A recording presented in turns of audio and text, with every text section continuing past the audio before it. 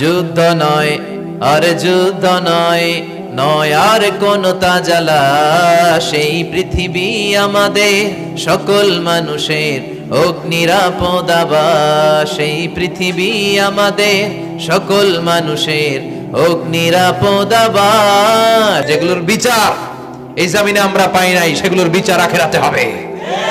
সেদিন হবে আসল বিচার, সেদিন হবে ফাইনাল খেলা। সহি পদ্ধতিতে মিরাজ বন্টিত হবে না। লিযযাকারি মিসলু হাযযিল উনসায়াইন, সব বাবাদেরকে আল্লাহ বললেন উত্তরাধিকারের বন্টন নীতি তুমি মেনে ছেলে মেয়েদের মধ্যে বন্টন করে দিবা। ছেলেরে দিবা যদ্দুর, মেয়েরে দিবা অর্ধেক। কার আইন? ইয়াসআলুনাকা আনিস সাআতি আইয়ানা মুরসাহা ফীমা আনতা মিন যিকরাহা ইলা রাব্বিকা মুনতাহাহা। সুবহানাল্লাহ পড়েন। ও নবী, লোকেরা আপনারা জিজ্ঞেস করে কিয়ামত কবে হবে, কিন্তু কবে হবে এটা আপনি কেমন করে বলবেন? এটা তো আপনি জানেন না, গোটা বিশ্বের কেউ জানে না, জানে একজন, তিনি কে? They are asking about the day of resurrection. People are asking you about Qiyamah. Who are you to talk anything about it? Only Allah has the final word regarding Qiyamah.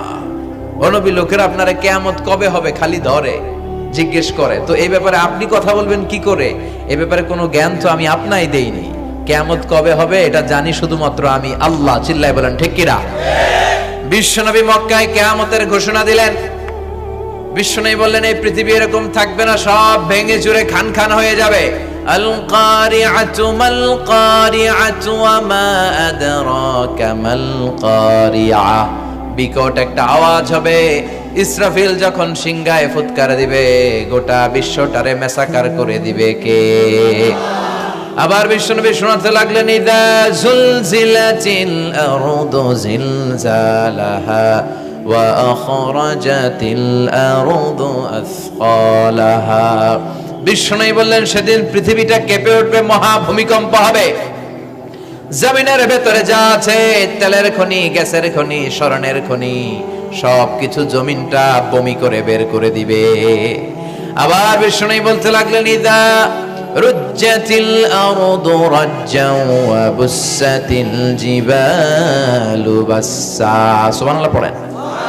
জমিনটা কেঁপে উঠবে, পাহাড়গুলো ভেঙে চুরে দুমড়ে মুচড়ে যাবে, গোটা বিশ্বটা কেঁপে উঠবে, সাগরের বুকে দাউ দাউ করে আগুন জ্বলবে। সেই দিনটা হচ্ছে কিয়ামতের দিন। বিশ্বনবীর মুখ থেকে বারবার বারবার বারবার এই কিয়ামত কিয়ামত শুনতে শুনতে কাফেরদের মনের ভিতরে ভয় ঢুকে গেছে। কাফেররা মনে মনে কয় এই মুহাম্মদ তো কোনোদিন মিথ্যা কথা বলতে শুনি নাই। শুনছে? বিশ্বনবী ওনার পুরো জীবনে একটি মিথ্যা কথা বলেছেন, একটি অসত্য কথাও তিনি বলেছেন। ওদের মনের ভিতরে ভয় ঢুকে গেছে, কিরে মুহাম্মদ যা বলে তাই তো হয়। এই যে মুহাম্মদ বারবার বারবার কিয়ামতের কথা বলতেছে, যদি সত্য হয়, যদি, চলো মুহাম্মদের জিজ্ঞেস করি যে এই যে কিয়ামতের কথা তুমি বলো এটা কবে হবে? সুবহানাল্লাহ পড়বেন না? সবাই এসে জিজ্ঞেস করলো মুহাম্মদ তুমি তো মিথ্যা বলো না, তুমি সত্যবাদী আর সাদিকাল আমিন, তুমি বলো কিয়ামত হবে, আমাদের জানতে বড় মন চায় কিয়ামত যে হবে, কিয়ামতটা কবে হবে? আল্লাহ তখনই আয়াত নাজিল করে বললেন নবী ওরা জিজ্ঞেস করে কিয়ামত কবে হবে, কিন্তু আপনি বলবেন কেমনে? বলতে পারে একজন, তিনি কে? ইন্নাস সাআতা লাআতিয়াতুন লা রাইবা ফিহা ওয়ালাকিন্না আকসারান নাসি লা ইউমিনুন। আল্লাহ বললেন কিয়ামতটা হবেই হবে, এতে কোনো সন্দেহ নাই। সন্দেহ আছে নাকি? এটা কিন্তু ঈমানের সাথে সম্পৃক্ত। কিয়ামত যে হবে আমাদের কারো সন্দেহ আছে? কারো সন্দেহ নাই। কারো কি এমন ক্ষমতা আছে যে কিয়ামতকে আটকায় দিবে? বলেন। পৃথিবীর কোন প্রধানমন্ত্রী, প্রেসিডেন্ট, পুলিশ প্রধান, র্যাবের প্রধান, বিডিআর, সেনাবাহিনী, Donald Trump, Barack Obama, George W Bush, Vladimir Putin, Narendra Modi, পৃথিবীর কেউ এই কিয়ামতকে আটকায় রাখতে পারে? অসম্ভব। কিয়ামত হবেই, কেউ কিয়ামতকে ঠেকায় রাখতে পারবে না। এটা হবে, কিন্তু কবে হবে কেউ জানে না, একজন ছাড়া, তিনি কে? ইন্নাল্লাহা ইনদাহু ইলমুস সাআহ, আল্লাহর কাছে আছে এই কিয়ামতের জ্ঞান, কেউ এই জ্ঞান রাখে না। সাইয়েদনা জিবরাইল বিশ্বনবীকে একবার প্রশ্ন করলেন, ইয়া রাসূলুল্লাহ সাল্লাল্লাহু আলাইহি ওয়াসাল্লাম, মাতা সাআ, এই যে আপনি কিয়ামতের কথা বলেন, এই কিয়ামতটা কখন হবে? বিশ্বনবী বললেন, মাল মাসউলু আনহা বিআ'লামা মিনাস সাইল। ও জিবরাইল, তুমি যেমনি জানো না আমিও জানি না। সুবহানাল্লাহ পড়ে। যারা জিজ্ঞেস করা হয়েছে সে জিজ্ঞাসাকারীর চেয়ে ভালো জানে না, মানে তোমার যা দশা আমারও একই দশা, তুমিও জানো না আমিও জানি না, তো জানে কে? আবার এক সাহাবী বললেন, ইয়া রাসূলুল্লাহ মাতা সাআ, কিয়ামত কবে হবে? বিশ্বনবী কোনো উত্তর না দিয়ে আবার সাহাবীরে প্রশ্ন করলেন, বললেন, ওয়া মাযা আ'দাতা লিস-সাআ, কিয়ামত কবে হবে জানার জন্য পাগল হলে কেন? কিয়ামতের জন্য তুমি কি প্রস্তুত করে রেখেছো? সাহাবী বলে, মা আ'দাতু লাহা শাইআন ইয়া রাসূলুল্লাহ, ইয়া রাসূলুল্লাহ আমি কিয়ামতের জন্য কিছুই প্রস্তুত করতে পারি নাই, ইল্লা আন্নী উহিব্বুল্লাহ ওয়া রাসূলুহু, তবে একটা জিনিস আছে, সেটা কি? সেটা হচ্ছে আমি আল্লাহরে আর আল্লাহ রাসূলরে বড় ভালোবাসি।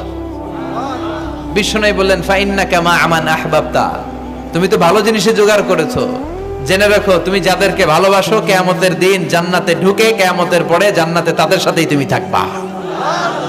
যার সাথে যার ভালোবাসা তার সাথেই তার জান্নাত। চিল্লায় বলেন ঠিক কি না? তাহলে বোঝা গেল এই কিয়ামত হবেই, এই কিয়ামতরে কেউ ঠেকায় রাখতে পারে না। আর কিয়ামত কবে হবে এটা কেউ জানেও না, এমনকি জিবরাইলও জানতেন না। সাইয়েদনা জিবরাইল, এমনকি বিশ্বনবী মুহাম্মদ রাসূলুল্লাহ সাল্লাল্লাহু আলাইহি ওয়াসাল্লামও জানতেন না, জানে শুধু একজন, তিনি কে? কিন্তু অনেকে দেখবেন ইদানিং কালে বলে ফেলে যে অমুক সালে কিয়ামত, আছে না নাই?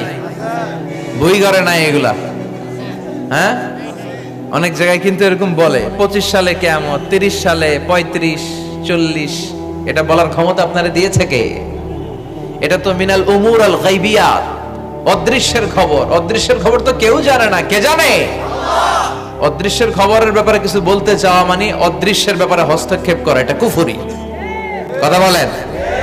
এজন্য কিয়ামত কবে হবে এক্সাক্ট টাইম এটা আল্লাহ জানেন, বিশ্বনবীও জানতেন না। তবে বিশ্বনবী কিয়ামতের কিছু আলামত আমাদের সাথে শেয়ার করেছেন। হাদিসের পরতে হাদিসের প্রামাণ্য কিতাবগুলোতে যখন আপনি পড়বেন, চ্যাপ্টারগুলোতে পড়বেন, বিভিন্ন জায়গায় বিভিন্ন নসিহাতে বিভিন্ন আলোচনায় বিশ্বনবী মুহাম্মদ রাসূলুল্লাহ তিনি বর্ণনা করেছেন যে কিয়ামতের আগ দিয়ে গোটা বিশ্বের, গোটা পৃথিবীর সামাজিক অবস্থা, রাষ্ট্রীয় অবস্থা, পারিবারিক অবস্থা এরকম হবে। কি কি আলামত বিশ্বনবী বলে গেলেন আমাদের জানার দরকার আছে না নাই? আমরাও কিন্তু অবাক করা কোনো কাণ্ড দেখলে বলে ফেলি এটা কিয়ামতের আলামত, বলি না? কথা বলেন। আমরা যদি বেহায়াপনা দেখি, বিশেষ করে ধর্মপ্রাণ মুরব্বী যারা আছে এরা বেহায়াপনা দেখলে সহ্য করতে পারে না, এরা বলে এগুলো কিয়ামতের আলামত, আছে না নাই? কিয়ামতের আলামত। আমি এরকম দেখেছি যে একটা সন্তান মায়ের পেট থেকে ভূমিষ্ঠ হয়েছে, কিন্তু ওই সন্তানের মাথা দুইটা। কয়টা? আছে না নাই? তো এগুলো দেখলে আমরা কি বলি? কিয়ামতের আলামত। কিন্তু বিশ্বনবী কিয়ামতের আলামতের ব্যাপারে কি বললেন, আমাদের কি শোনালেন, জানতে মনে চায়? কথা বলেন, শুনতে মনে চায়? আসেন আজকের এই চমৎকার রজনীতে কিয়ামতের আলামতের ব্যাপারে, আলামাতুল কিয়ামা, আশরাতুস সাআ, আস-সুগরা ওয়াল কুবরা, এগুলো আমরা জানার চেষ্টা করি। আপনি বিশ্বনবীর মুখনিসৃত এই বাণীগুলো যদি শোনেন যে কিয়ামতের আলামতের ব্যাপারে বিশ্বনবী কি বলেছে, শুনলে আপনার গা শিহরিয়ে উঠবে। আপনার মনে হবে বিশ্বনবী যেন এই একবিংশ শতাব্দীর দিকে তাকিয়ে তাকিয়ে বলে গিয়েছিলেন। মনে হবে যেন বিশ্বনবী বাংলাদেশের এই পরিবেশটা দেখে দেখে বলেছেন। প্রায় প্রতিটাই আমাদের সমাজের সাথে, আমাদের দেশের সাথে, আমাদের পরিবেশের সাথে খাপ খেয়ে যায়। কিয়ামতের আলামতগুলো দুই ভাগে বিভক্ত। একটু আওয়াজ করে উত্তর দিতে হবে, কয় ভাগ? একটা ছোট আলামত আর একটা বড় আলামত। চিল্লায় বলেন একটা, আর একটা, আবার বলেন একটা, আর একটা। বড় আলামত মোট 10টা। কয়টা? আল্লাহর মেহেরবানি 10টার একটাও প্রকাশ পায় নাই, একটাও প্রকাশ পায় নাই। কিন্তু কিয়ামতের ছোট আলামতগুলো অনেকগুলো আলামত, 30, 40, 35 এরকম হয়ে যাবে। এই ছোট আলামতগুলোর বেশিরভাগই আমাদের সমাজে প্রকাশিত হতে শুরু করেছে। যেগুলো হয় নাই এগুলো হওয়ার পথে, বেশিরভাগ সমাজে প্রকাশ পেয়ে গিয়েছে। আশরাতুস সাআ, আস-সুগরা ওয়াল কুবরা। আমরা আজকে কিয়ামতের ছোট আলামত, the minor signs of the day of judgment, কিয়ামত আসার আগ দিয়ে কি কি ছোট আলামত আমাদের সমাজে দেখা যাবে, এগুলো নিয়ে আমরা কিছু কথা শুনবো। আওয়াজ করে পড়েন ইনশাআল্লাহ। উদ্দেশ্য হচ্ছে এগুলো জেনে আমরা সচেতন হব। কি হব? আমরা আখিরাতের ব্যাপারে সচেতন হব এবং নিজেদেরকে গড়ব এবং আমলের পরিমাণ এমন ভাবে বাড়াবো যাতে আমাদের আখিরাতটা সুন্দর হয়। ঠিক কিনা? আমাদের অনেকেরই এই ইখলাস জিনিসটার খুব অভাব। এটা নাই, এটার ঘাটতি। আমরা আল্লাহর কাছে কামনা করি, আল্লাহ তুমি আমাদের হৃদয় ইখলাস দিয়ে পরিপূর্ণ করো। আল্লাহুম্মা রযুকনা ইখলাস, আল্লাহ তুমি আমাদেরকে ইখলাসকে রিজিক হিসেবে দাও। এই ইখলাসের নামে কোরআনে একটা সূরা আছে না নাই? সূরার নাম কি? কুল হুয়াল্লাহু আল্লাহুস লাম ইয়ালিদ ওয়া লাম ইয়াকুল লাহু। এখানে আল্লাহ তাওহীদের কথা বলেছেন, ইখলাসের কথা বলেছেন। এজন্য আমরা যেন ইখলাসের সাথে শুনি, ইখলাসের সাথে আমল করি। আল্লাহ তুমি তৌফিক দাও। বিশ্বনবী কিয়ামতের ছোট আলামতের ব্যাপারে যা যা বললেন, সেগুলো যদি আমরা ধারাবাহিকভাবে শুনতে চাই, তাহলে প্রথমেই যে আলামতটার কথা বলতে হবে সেটা হচ্ছে বিআসাতু রাসূলিল্লাহি সাল্লাল্লাহু আলাইহি ওয়াসাল্লাম। বিশ্বনবীর এই পৃথিবীতে, এই ধরাতে আগমনটাই হচ্ছে কিয়ামতের সর্বপ্রথম আলামত। সুবহানাল্লাহ কইতে পারলেন না?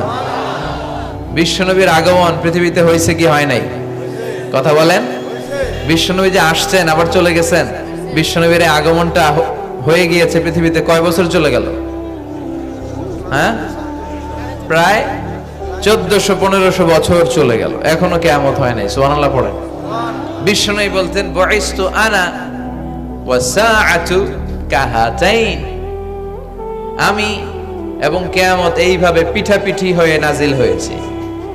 এই আঙ্গুল থেকে এই আঙ্গুলের মাঝখানে যেমনি তেমন কোনো ব্যবধান নাই, আমি বিশ্বনবী আর কিয়ামতের মাঝখানেও তেমন কোনো ব্যবধান নাই। বিশ্বনবী সাহাবাদেরকে বুঝাতে যে প্রায় এরকম আঙ্গুল ব্যবহার করতেন, ইশারা দিতেন, আঁকাঝোঁকা করতেন। এখন আধুনিক শিক্ষা পদ্ধতিতে এগুলো ব্যবহার হতে শুরু হয়েছে। এগুলো সব বিশ্বনবীর মেথোডোলজি। সুবহানাল্লাহ পড়বেন না? বিশ্বনবী আবার আরেক জায়গায় বলেছিলেন আনা ওয়া কাফিলুল ইয়াতীমি কাহাতাইন, আমার আঙ্গুলের দিকে দেখতেছেন? হ্যাঁ, আনা ওয়া কাফিলুল ইয়াতীমি কাহাতাইন, আমি আর ইয়াতীমের রক্ষণাবেক্ষণকারী জান্নাতে এরকম কাছাকাছি থাকবো। এই দুই আঙ্গুল যেমনি কাছাকাছি, আমি আর ইয়াতীমের রক্ষণাবেক্ষণকারী এরকম জান্নাতে থাকবো কাছাকাছি। আমরা এখন রক্ষণাবেক্ষণ করব কি? ইয়াতীমের সম্পদ লুণ্ঠনের ক্ষেত্রে আমরা এক নাম্বার। চিল্লায় কর ঠিক কিনা? ইয়াতীমের মাথায় হাত বুলিয়ে দিলে আল্লাহ খুশি হয়ে যায়। ইয়াতীমদেরকে ভালোবাসলে আল্লাহ তারে ভালোবাসে। ইয়াতীমের জন্য দান সদকা করলে তার মর্যাদা বাড়ায় দেয় কে? আল্লাহ। আমাদের এলাকাগুলোতে ইয়াতীমখানা নাই? আমাদের সমাজে ইয়াতীম আছে না নাই? তার বাবা নাই, তার মা নাই, ইয়াতীম। আপনি তার ঘরে খাবার পৌঁছে দেন, আপনার আব্বার কবরটারে জান্নাতে টুকরা বানায় দিবে কে? ইয়াতীম মিসকিনদেরকে সহায়তা করবেন, দান সদকা ওইখানে করবেন। ওইদিকে টাকা না দিয়ে মাজারে যে টাকা দেয় এরকম লোক আছে না নাই? মাজারে টাকা দেওয়া যাবে অপ্রয়োজনে? মাজারে কেন টাকা দিবেন? ওখানে একজন লোক শুয়ে আছে, পড়ে আছে, উনার টাকা লাগবে? টাকা লাগবে আমগো জীবিত যারা আছে আমাদের। কথা কর। গরিব, দুস্থ, সুবিধা বঞ্চিত মানুষ যারা আছে তাদের টাকা লাগবে। এজন্য মাজারে যে মানত করা যাবে? মানত করতে হবে একজনের নামে চিৎকার করে বলেন তিনি কে? অনেকে দেখবেন মাজারে যে মোমবাতি দিয়ে আসে, আগরবাতি দিয়ে আসে, হ্যাঁ, কাপড় দিয়ে আসে, ছাগল দিয়ে আসে, মুরগি দিয়ে আসে, গরু দিয়ে আসে, আছে না নাই? আলহামদুলিল্লাহ নারায়ণগঞ্জে এগুলা নাই। হ্যাঁ হ্যাঁ আছে। আহা, আল্লাহ তুমি বুঝার তৌফিক দাও। দেখবেন মাজারে আবার মশারিও দিয়ে রাখে, আছে না নাই? যিনি শুয়ে আছে ওনার কি মশায় কামড়ায়? তো উনি যদি মশার কামড় থেকে নিজের বাঁচাইতে না পারে, উনি আমগরে বাঁচাবে কি? কথা বলেন। আবার দেখবেন অনেক ড্রাইভার অনেক মাজারের পাশ দিয়ে যখন যায় সে গাড়ি স্লো করে ফেলে। ড্রাইভারকে জিজ্ঞেস করেন যে তুমি স্লো করলা কেন? সে বলে এখানে বাবার মাজার, বাবা অনেক গরম, গাড়ি উল্টায় দিবার পারে। কি করতে পারে? আচ্ছা, গাড়ি উল্টালে কি হয়? দুর্ঘটনা হয়, মানুষ মারা যায়। যারা মানুষ মারে এরা কি বাবা নাকি ডাকাত? তো এ কেমন আল্লাহর ওলি, সে মানুষ মেরে ফেলে। আপনি একটু আকল খাটালে আপনি বুঝতে পারবেন যে এগুলোর সাথে ইসলামের কোনো সম্পর্ক নাই। ইসলাম শিখায় চাইতে হবে একজনের কাছে, ইদা সাআলতা ফাসআলিল্লাহ, ফরিয়াদ করবা তো কার কাছে করব? চাইতে হবে কার কাছে? ছেলে চান কে দিবে? মেয়ে চান কে দিবে? ছেলে মেয়ে দুইটা চান কে দিবে? ব্যবসায় সফল হতে চান কে দিবে? জান্নাতি হতে চান কে দিবে? আল্লাহ ছাড়া কেউ কিছু দিতে পারে? বিশ্বনবী মুহাম্মদ রাসূলুল্লাহ সাল্লাল্লাহু আলাইহি সাল্লাম কি আমাদের কিছু দিতে পারে? না। এজন্য ওনার কবরে যেও চাওয়া যায় না, ওনারে সালাম দেওয়া যায়। ওখানে যে বিশ্বনবীকে সালাতু সালাম পাঠানো যায়, কিন্তু বিশ্বনবীরে বলা যায় না ইয়া রাসূলুল্লাহ আমার একটা মেয়ে দেন, আমার একটা ছেলে দেন, ইয়া রাসূলুল্লাহ আমার নির্বাচনে পাশ করাইয়া দেন। এখন নির্বাচন আসছে নতুন না, প্রায় দেখি অ্যানাউন্সমেন্ট চলতেছে কাউন্সিলর নির্বাচন। তো বিশ্বনবীর কবরের সামনে দাঁড়িয়েও চাওয়া যায় না। তো বিশ্বনবীর কবরের সামনে দাঁড়িয়ে কিছু চাইলে সৌদি পুলিশ হাতের মধ্যে লাঠি দিয়ে বাড়ি মারে, দাঁড়াতেই দেয় না। যে এখানে কি চাও তুমি? সামনে কেবলা, কেবলামুখী হও। এই বিশ্বনবী যার কাছে যাইতেন তার কাছে চাও, তিনি ছাড়া কিচ্ছু করার ক্ষমতা গোটা বিশ্বে কারো নাই। আল্লাহর ধনভাণ্ডার কত বিশাল! তিনি আমাদের সবাইকে যদি জান্নাতুল ফেরদাউস দিয়ে দেয়, ওনার জান্নাতের মধ্যে ঠেলাঠেলি হবে তো না? কথা কন। বিশ্বনবী 8টা জান্নাতের যে স্টেজ, এই 8টার সবগুলাই থাকবে না, উনি থাকবে জান্নাতুল ফেরদাউস। কোনটায় থাকবে? তাহলে আমরা থাকবো কই? ইনশাআল্লাহ করবেন না? নবী থাকবে একটাই, আমরা আরেকটাই। এটা সম্ভব? অন্য কোন জান্নাত দিয়ে আমাদের বুঝ দেওয়া যাবে? আমরা আল্লাহর কাছে বলবো, আল্লাহ আমগো নবী যেদিকে আমরা থাকবো, বিশ্ব নবী থাকবে জান্নাতুল ফেরদাউস, আমরাও থাকবো ফেরদাউস। ইনশাআল্লাহ পড়েন। এত বিশাল জান্নাত, কোনো ধাক্কা ধাক্কি নাই। জান্নাতের এক একটা দরজা চিনেন তো না? বিশ্বনবী যখন জান্নাতের দরজার বর্ণনা দিচ্ছেন, বিশ্বনবী বলছেন ইন্নাল মিসরাআইন মিন মাসারি'আল জান্নাহ মা বাইনা মাক্কাতা ওয়া হাজার। ও সাহাবারা, জান্নাতের দরজাগুলো কত বড়, শোনো শোনো। বিশ্বনবী বললেন সৌদি আরবের মক্কা শহর থেকে বাহরাইনের হাজার শহর যত লম্বা, জান্নাতের এক একটা দরজা তত লম্বা। তার মানে এক এক ধাক্কায় কয়েকশো কোটি লোক জান্নাতে ঢুকে যাবে। তো ওই জান্নাতে আমরা সবাই যদি ফেরদাউসে থাকি, আল্লাহর কোনো ঘাটতি আছে?